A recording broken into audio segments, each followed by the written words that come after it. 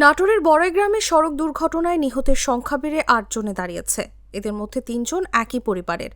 নিহত সবার বাড়ি কুষ্টিয়ার দৌলতপুর উপজেলার আদাবাড়িয়া ইউনিয়নের ধর্মদহ গ্রামে।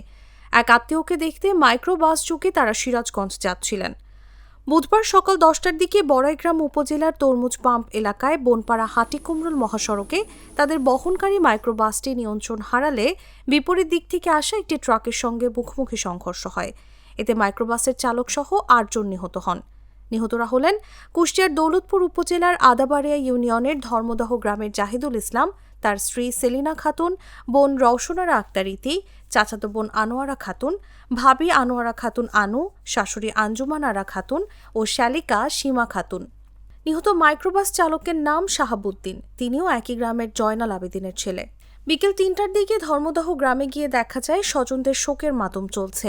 বাড়ির বাইরে প্রতিবেশীরা ভিড় করছেন, শোকে সবাই বাকরুদ্ধ। এ বিষয়ে দৌলতপুর থানার ভারপ্রাপ্ত কর্মকর্তা সোলাইমান শেখ বলেন, নিহতদের সবার বাড়ি ধর্মদহ গ্রামে বলে জানতে পেরেছি। গ্রামে পুলিশ পাঠানো হয়েছে।